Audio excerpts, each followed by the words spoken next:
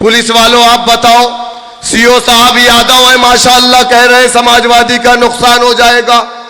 CO साहब अगर समाजवादी का नुकसान हो रहा है, वर्दी उतारिए, मैदान में आइए, सामने मुकाबला होगा इंशाअल्लाह। वर्दी पहन करके आप क्यों मुकाबला कर रहे हैं? अगर आपको इतनी फिक्र है, आप हमारे कैंडिडेट से कहते हैं कि तुमने एमआईएम से टिकट क्यों ले लिया, मैं तुमको समाजवादी का टिकट दिला देता, मैं तुम्हें बहुजन समाज कांग्रेस से टिकट दिला देता। तो आप समाजवादी बहुजन समाज पार्टी के टिकट दिलाने वाले दलाल हैं क्या? आप आइए, मुकाबला करिए, रिजाइन करिए नौकरी से, आमने सामने मुकाबला होगा इंशाअल्लाह ताला। लेकिन ये गलत है। आप पब्लिक सर्वेंट हैं, आप अपनी ड्यूटी को पूरी कीजिए। इलेक्शन कमीशन ऑफ इंडिया में हम रजिस्टर्ड हैं, 14 एमएलए हमारे पास है, 2 एमपी है हमारे पास। उत्तर प्रदेश में 32 कारपोरेटर हैं, 24 जिला पंचायत सदस्य हैं हमारे पास। आप ऐसा कैसे हमको रोक लेंगे? मौलाना के ऊपर मुकदमा कर देंगे? एडिशनल साहब, मैं और हम और आप एक ही जिले के रहने वाले हैं। आप भी आजमगढ़ से हैं, मैं भी आजमगढ़ से हूं। तो आप मौलाना के ऊपर मुकदमा कर देंगे? आप मौलाना को मुकदमा करेंगे, 10,000 आदमी साथ में जेल जाएगा, खाने का इंतजाम कर लीजिएगा। अब हम डरने और घबराने और वापस जाने वाले लोगों में से नहीं। मेरे दोस्तों, ताली तो आपने बजा ली। सुनो, ये पुलिस वाले अगर आज तुम पे रोब जमा रहे हैं तो क्यों? ये आरएसएस वाले तुम्हारी लिंचिंग कर रहे हैं क्यों? तुम्हारी मस्जिदों से लाउड स्पीकर क्यों उतारे जा रहे हैं? तुम्हारे खाने पे रोक क्यों लगाई जा रही है? तुम्हारी दाढ़ी, तुम्हारी टोपी से लोगों को परेशानी क्यों है? तुम्हारे मदारिस में सीसीटीवी कैमरे क्यों लगाए जा रहे हैं? कभी सोचा आपने? अरे ये मुल्क संविधान से चलता है, संविधान इजाजत देता है। योगी जी टकले हैं, सर में बाल नहीं, दाढ़ी नहीं, संविधान इजाजत देता है, वो भी चीफ मिनिस्टर बन सकते हैं। कांग्रेस पार्टी के एक आचार्य है प्रमोद महारंजन, रंजन क्या नाम है मुझे नहीं मालूम, वो मोछ बनवाते ही नहीं है। उनकी दाढ़ी बाल मोछ नहीं कटवाते हैं। वो मुसलमानों की दाढ़ी को बकरा दाढ़ी कहते हैं। हमने कहा आपकी मोछ कुत्ते की पोंछ की तरह, तो हम क्या करें? हमारा संविधान उसको भी इजाजत देता है कि वो दाढ़ी और मोछ को कितनी भी बड़ी कर ले। अब आप बताइए मुझे, योगी जी लाल कपड़े पहनते हैं, चीफ मिनिस्टर है, कोई ममानियत नहीं, संविधान इजाजत देता है। इलाहाबाद, प्रयागराज, उत्तराखंड के अंदर लोग बगैर कपड़े के नहाते हैं, टेलीविजन पे दिखाया जाता है, हमारा संविधान इजाजत देता है। लेकिन क्या इस देश में कुत्ता खाने वाले नहीं हैं, बिल्ली खाने वाले नहीं हैं, सूअर खाने वाले नहीं हैं, मुर्गी खाने वाले नहीं हैं, बकरा खाने वाले नहीं हैं? सड़कों पे बिकता है, किसके पास लाइसेंस है बताओ आप? लेकिन आपको इजाजत नहीं है। क्यों? कभी सोचा आपने?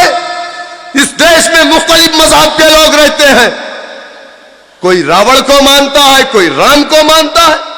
इस देश में रावण की पूजा करने वाले भी, राम की पूजा करने वाले भी। आप बताइए, लेकिन किसी को कोई ममानियत है? नहीं है। किसी के धर्म में मुदाखलत है? नहीं है। आपके धर्म में मुदाखलत है। कभी आपने सोचा? अस्सलामु अलैकुम वरहमतुल्लाहि वबरकातुहू। औज़ु बिल्लाहि मिनश शैतानिर रजीम, बिस्मिल्लाहिर रहमानिर रहीम। शहनशीन पे तशरीफ़ फरमा ऑल इंडिया मजलिस इत्तेहादुल मुस्लिमीन के कौमी सदर, काबिले एहतराम, इज़्ज़त माब, आली जनाब अलहाज बैरिस्टर असदुद्दीन ओवैसी साहब, नानपारा के इंचार्ज उम्मीदवार जनाब मौलाना लईक हसन साहब, बहराइच जिले के जिला सदर जनाब राशिद जमील साहब, ऑल इंडिया मजलिस इत्तेहादुल मुस्लिमीन के सूबाई जनरल सेक्रेटरी जनाब गुलाम साबिर साहब, ज्वाइंट सेक्रेटरी जनाब अल्ताफ साहब, मंडल अध्यक्ष देवी पाटन जनाब मकीन साहब, डॉक्टर दानिश जमील साहब, साबिक जिला सदर जनाब शमीम मिर्जा साहब और अभी तकरीर के बाद हाँ, हमारे दरमियान में हैदराबाद से तशरीफ लाए ऑल इंडिया मजलिस इत्तेहादुल मुस्लिमीन के हैदराबाद के साबिक मेयर जनाब माजिद हुसैन साहब और हमारे स्टेज पर जलवा अफरोज मुअज़्ज़िज़ उलमा इकराम, मेरे सामने मौजूद मुस्तकबिल के चरागों, ऑल इंडिया मजलिस इत्तेहादुल मुस्लिमीन के गयूर नौजवानों, चूंकि आपको बैरिस्टर साहब को सुनना है, मैं थोड़ी देर में अपनी तकरीर को ख़त्म कर दूंगा, लेकिन आज अभी मौलाना ने जो बातें हमारे सामने रखी है, ये मौलाना की मुश्किलें नहीं है सिर्फ, बल्कि ये मुश्किल पूरी कौम की है। अगर आज इस कौम को खाकी वर्दी या खाकी चड्डी के नाम पे डराया गया है, तो यकीनन हम इस बात से इनकार नहीं कर सकते कि इस मुल्क में बसने वाली तमाम कौमों के साथ इंसाफ तो हुआ, लेकिन इस मुल्क में कलमा ला इलाहा इल्लल्लाह मुहम्मदुर रसूलुल्लाह पढ़ने वाली कौम के साथ नाइंसाफी हुई। लोग कहते हैं कि ऑल इंडिया मजलिस इत्तेहादुल मुस्लिमीन को उत्तर प्रदेश में आने की जरूरत क्यों पड़ी। मैंने कहा कि अगर उत्तर प्रदेश के अंदर नाम नहाज सेकुलर पार्टियों ने मुसलमानों के साथ इंसाफ किया होता तो मजलिस इत्तेहादुल मुस्लिमीन उत्तर प्रदेश में नहीं आती। 2013 में जब मैं उत्तर प्रदेश से हैदराबाद का सफर किया, मैंने अपनी जिंदगी में पहली मर्तबा हैदराबाद का सफर किया था। जब मैं दारुस्सलाम में जाकर के फरियादियों की लाइन में लग करके आपके कायद हमारे महबूब लीडर जनाब बैरिस्टर सऊद्दीन ओवैसी साहब से मुलाकात किया, तो उनका साफ तरीके से यह कहना था कि शौकत साहब, मैं उत्तर प्रदेश में चुनाव नहीं लड़ना चाहता। उत्तर प्रदेश में हर एक घर में नेता है, हर 10 घर के बाद एक राष्ट्रीय पार्टी, एक पार्टी है, उसका राष्ट्रीय अध्यक्ष है। मुझे उत्तर प्रदेश में कोई इंटरेस्ट नहीं, चूंकि 2014 करीब था। हमने कहा सर, हम आपके दरमियान में इसलिए नहीं आए हैं कि हम 2014 का पार्लियामेंट का इलेक्शन लड़ना चाहते हैं। तब साहब ने हमसे बात की, उन्होंने कहा ठीक है, अगर आप तंजीमी काम करना चाहते हैं तो मैं आपको एक जिले की इजाजत देता हूं, आप जाइए आजमगढ़ में आप काम करिए। हम लोगों ने आजमगढ़ से काम शुरू किया। पूरे उत्तर प्रदेश में लोगों ने मैसेज करना शुरू किया। आप यकीन मानिए कि हमको गाजियाबाद से फोन आता, मेरठ से फोन आता, नानपारा से, बहराइच से, उत्तर प्रदेश के 75 जिलों से फोन आता। फिर हम 2 महीने के बाद अपने कायद से मुलाकात की। हमने कहा पूरे उत्तर प्रदेश में आप इजाजत दीजिए हमें काम करने की। सदर मजलिस जनाब बैरिस्टर सऊद्दीन ओवैसी साहब ने कहा कि शौकत साहब, मैं नहीं चाहता कि संघ परिवार मजबूत हो, मैं नहीं चाहता कि उत्तर प्रदेश में बीजेपी मजबूत हो, और कल के जब हम उत्तर प्रदेश में इलेक्शन लड़ेंगे, यही नाम नहाज सेकुलर पार्टियों के लोग हम पर इल्जाम लगाएंगे कि ये देखो आ गए बीजेपी को जिताने के लिए। हमने कहा सर, हम आपके पास नहीं आते, लेकिन 2013 के अंदर मुजफ्फरनगर में एक ऐसा सानहा पेश आया जहां पर 200 से 250 मुसलमानों का, इंसानों का कत्लेआम हुआ। मां के सामने बेटी की, बेटी की सामने मां की इज्जत को लूटा गया। आज उत्तर प्रदेश में हमारे सरों पर हाथ रखने वाला कोई नहीं है। आज मुजफ्फरनगर के अंदर 50,000 से ज्यादा लोग रिफ्यूजी कैंपों में हैं।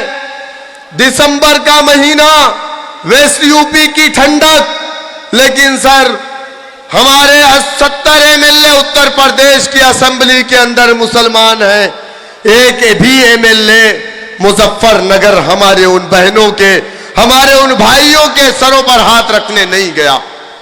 उत्तर प्रदेश का मुसलमान उम्मीद भरी निगाहों से दारुस्सलाम की तरफ देख रहा है, आपकी तरफ देख रहा है, एक उम्मीद नजर आ रही है। सर आप आइए उत्तर प्रदेश में, उत्तर प्रदेश का नौजवान आपका इंतजार कर रहा। लोग कहते हैं कि ओवैसी साहब क्यों उत्तर प्रदेश आ गए?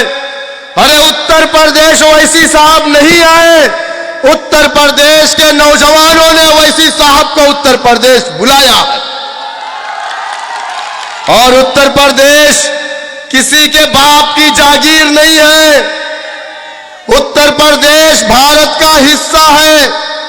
उत्तर प्रदेश भारत का दिल है। उत्तर प्रदेश वो स्टेट है, दिल्ली जाने का रास्ता जो तय करता है।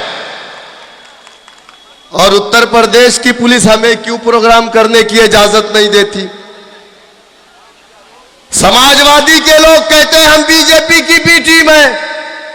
बीजेपी वाले कहते हैं इनका सर कलम कर दो, इनको आने मत दो, इनको इजाजत मत दो। तो समझ में नहीं आता है कि हम किसकी टीम है। एक तरफ तो बीजेपी हमारी दुश्मन है।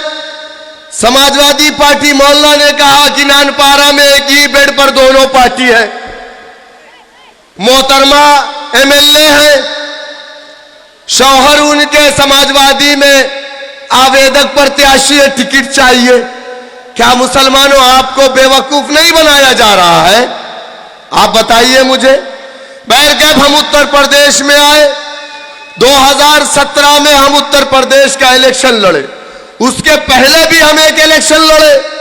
2015 में एक दलित का बेटा जिला पंचायत जीत करके आया। ये तारीख है उत्तर प्रदेश में एमआईएम पार्टी की। सबसे पहले जिला पंचायत कैंडिडेट जीत करके जो आया वो एक दलित का बेटा था। 2016 में हम बाई इलेक्शन लड़े उत्तर प्रदेश में। हमने एक दलित के बेटे को जनरल सीट पर चुनाव लड़ाया, 10,000 वोट हमें मिला। 28 मरतबा समाजवादी पार्टी ने या तो हमारी परमिशन को कैंसिल किया या तो बैरिस्टर साहब को आने से रोक दिया। हमें उत्तर प्रदेश में नहीं आना।